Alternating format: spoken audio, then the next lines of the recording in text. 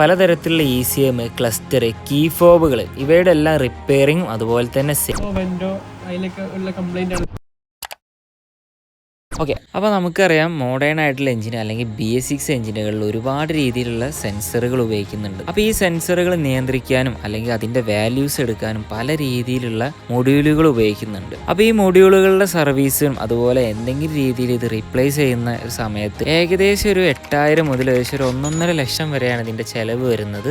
അപ്പോൾ ഇതുപോലെയുള്ള ECMകൾ, ക്ലസ്റ്ററുകൾ, കീ ഫോബുകൾ ഇതെല്ലാം ബഡ്ജറ്റായിട്ട് നമ്മുടെ കയ്യിൽ ഒതുങ്ങുന്ന രീതിയിൽ റിപ്പയർ ചെയ്യുന്നതിനെ കുറിച്ച് ചെറിയൊരു വീഡിയോ ആണിത്. അപ്പോൾ നമുക്ക് വീഡിയോയിലേക്ക് പോകാം. പിന്നെ നമ്മൾ എടുക്കുന്ന ഒരു വർക്കാണ് കീൻ്റെ വർക്ക്. അപ്പോൾ മെയിനായിട്ട് ECMൻ്റെ വർക്കാണെന്നുണ്ടെങ്കിലും ചിലപ്പോൾ അതിൻ്റെ കൂടെ കീൻ്റെ വർക്ക് ചെയ്യേണ്ടി വരും, അതിൻ്റെ എൻക്വയറീസിൻ്റെ അത് ചെയ്യേണ്ടി വരും. പിന്നെ അതുപോലെ തന്നെ നമ്മൾ സാധാ കീ, നോർമലായിട്ടുള്ള കീ ഒരു ഫാൻസി മോഡൽ, ഫ്ലിപ്പ് മോഡലിലേക്ക് നമുക്ക് വേണമെങ്കിൽ ചേഞ്ച് ചെയ്യാം. അതിപ്പോൾ ഒരുവിധം എല്ലാ കീ നമുക്ക് ചെയ്യാം. ഇതിപ്പോൾ സ്വിഫ്റ്റ് ഡിസയറിൻ്റെ ചാവിയാണ്. ഓക്കെ, ഇത് സാധാ കമ്പനി ഇറങ്ങണ 2 ബട്ടൺ റിമോട്ടാണ്. റിമോട്ട് ബിൽഡിൻ ആയിട്ടുള്ള അതുപോലെ തന്നെ സ്റ്റാർട്ടിങ്ങും ഉള്ള ഒരു ചാവിയാണത്. ഇതിനെ ഈ പറഞ്ഞ ഏത് മോഡലിലേക്ക് വേണമെങ്കിലും നമുക്ക് കൺവേർട്ട് ചെയ്യാം. ഓക്കെ, പിന്നെ ഇതിപ്പോൾ മാരുതിൻ്റെ ഒക്കെ ആണെന്നുണ്ടെങ്കിൽ ബിലോ 2400 ആ റേഞ്ചിലാണ് ഒരു ചാവി ഉണ്ടാക്കാൻ. അതുപോലെ ഇതുപോലത്തെ ഏതെങ്കിലും ഒരു ചാവിക്ക് കൺവേർട്ട് ചെയ്യാൻ നമുക്കാവണ ചാർജ്. ഇത് പഴയ ചാവി അതുപോലത്തെ ഉണ്ടാവും, നമ്മൾ അതിൽ ചേഞ്ച് ഒന്നും വരുത്തണില്ല. പുതിയൊരു ചാവി എടുത്തിട്ട് ഇപ്പോൾ ഈ ഒരു മോഡലാണ് വേണ്ടത് വെച്ചാൽ അതിന് തക്കതായിട്ടുള്ള ബ്ലേഡ് നമ്മളിവിടെ കട്ട് ചെയ്യും.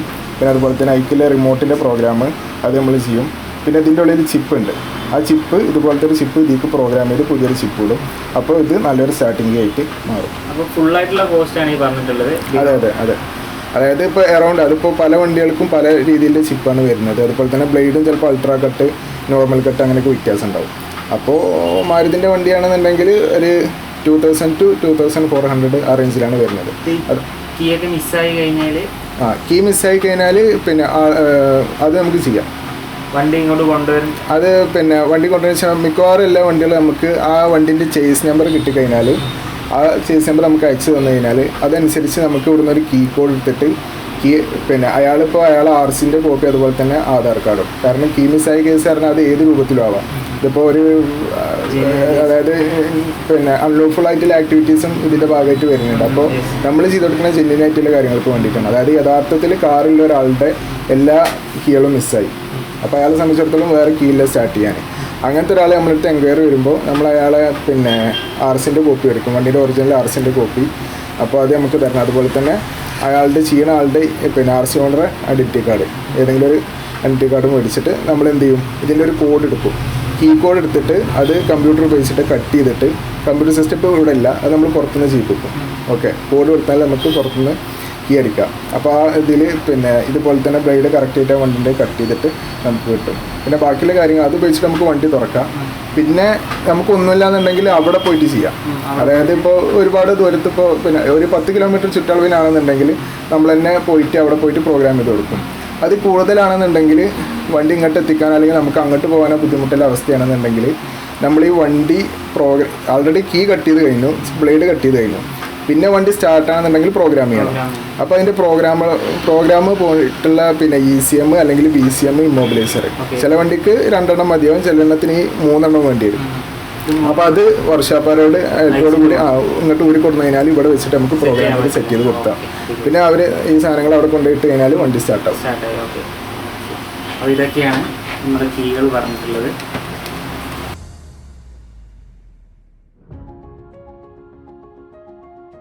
വോക്സ്വാഗൻ പോളോ വെൻഡോ അതിലൊക്കെ ഉള്ള കംപ്ലൈൻ്റ് ആണ് സേഫ് നെയ്തി കാണിക്കും. ക്ലസ്റ്ററിൽ സേഫ് നെയ്തി കാണിച്ചു കഴിഞ്ഞാൽ അത് ഇമ്മൊബിലൈസർ ഇഷ്യൂ ആണ്, അതായത് കീ റിലേറ്റഡ് ഇഷ്യൂ ആണ് അതിനർത്ഥം. ആ കണ്ടീഷനിൽ വണ്ടി സ്റ്റാർട്ടാവും, ഒരു സെക്കൻഡ് കഴിഞ്ഞ് കഴിഞ്ഞാൽ ഓഫായി പോകും. അത് കീ റിലേറ്റഡ് ഇഷ്യൂ ആണ്. അപ്പോൾ ഇത് കീ കൊണ്ട് വരാം, അല്ലെങ്കിൽ വണ്ടീൻ്റെ വയറിംഗ് ഇഷ്യൂ കൊണ്ട് വരാം, എന്തും വരാം. അപ്പോൾ നമ്മൾ എന്ത് ചെയ്തു, വണ്ടിയിൽ നിന്ന് ഈ ക്ലസ്റ്ററും ഇതിൻ്റെ കീൻ്റെ ഡാറ്റ വരുന്നത് ക്ലസ്റ്ററിലാണ്. വോക്സ്വാഗനിൽ കീൻ്റെ ഡാറ്റ വരുന്നത് ക്ലസ്റ്ററിലാണ്. അപ്പോൾ ക്ലസ്റ്റർ റിമൂവ് ചെയ്തിട്ട് നമ്മളിവിടെ ഒരു ബെഞ്ച് സെറ്റ് ചെയ്ത് വെച്ചിട്ടുണ്ട്. വണ്ടിയിൽ അതേ വയറിംഗ് സെറ്റപ്പുള്ള ഒരു ബെഞ്ച്, ഈ ബെഞ്ചിൽ വെച്ചിട്ട് നമുക്ക് എന്ത് ചെയ്യാം, ഇത് ചെക്ക് ചെയ്യാം.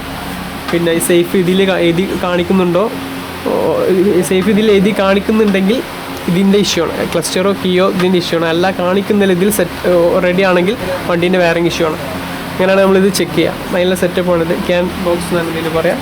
നമുക്ക് ഇതിലെ ECM എല്ലാ കാര്യങ്ങളും ഇതിൽ സെറ്റ് ചെയ്യാം. എല്ലാ വണ്ടിൻ്റെ ECM ക്ലസ്റ്റർ എല്ലാ കംപ്ലീറ്റ് കാര്യങ്ങളും ഇതിൽ നമുക്ക് ചെയ്യാം. ഇതിന് അതിൽ ആ ഒരു മെഷർമെൻറ്റ് നോക്കിയിട്ട് നമ്മൾ ഇതിനകത്ത് കണക്ട് ചെയ്യാണ് ചെയ്യുക. ഇതിനകത്ത് കപ്ലർ ഉണ്ടാവും, കപ്ലറിനകത്ത് കറക്റ്റ് കപ്ലർ മാച്ച് ചെയ്ത് കണക്ട് ചെയ്യുക. ഇതിനകത്ത് ഓരോ ക്യാൻ ലൈൻ ഓരോ ലൈനുകൾ കറക്റ്റ് ആക്കിയിട്ട് ഇതിനകത്ത് മാച്ച് ചെയ്തിട്ട് കണക്ട് ചെയ്യും.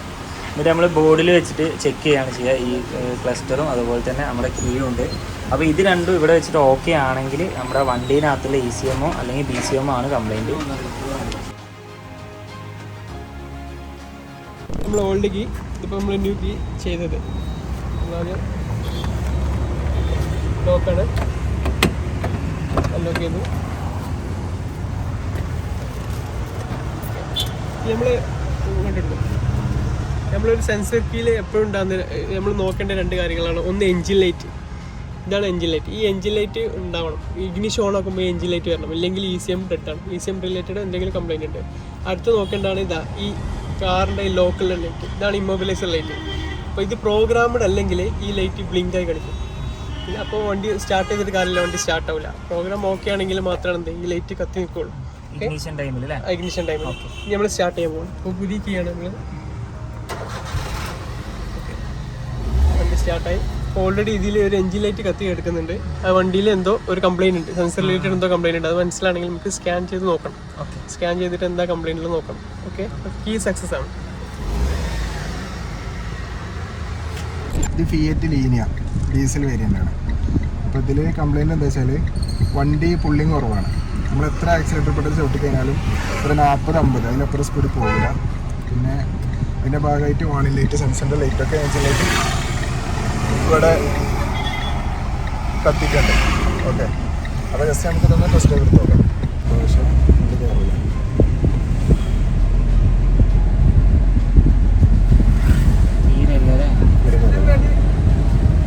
ഇത് ഏകദേശം എന്ത് പ്രശ്നമാണ് ചാൻസ്? ഇത് സാധാരണ രീതിയിൽ 2-3 കംപ്ലൈൻറ്റോട് വരവുണ്ട്. ഇത് ECM ആണ് ഇപ്പോൾ ഈ വണ്ടിൻ്റെ ECM വണ്ടി അയച്ചു. ഇപ്പോൾ ECM തുറന്നിട്ട് നമ്മൾ ചെക്ക് ചെയ്ത് നോക്കണം കമ്പോണൻസ് ഏതെങ്കിലും പോയിട്ടുണ്ടോ ഇല്ല എന്നുള്ളത്.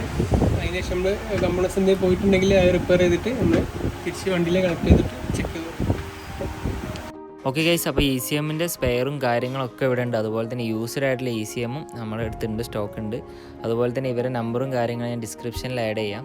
വീഡിയോസിൽ എന്തെങ്കിലും ഡൗട്ടോ കാര്യങ്ങളുണ്ടെങ്കിൽ കമൻറ്റ് ചെയ്യാം. വീഡിയോ ഇഷ്ടപ്പെട്ടാൽ ലൈക്ക് ചെയ്യാം. Thank you for watching.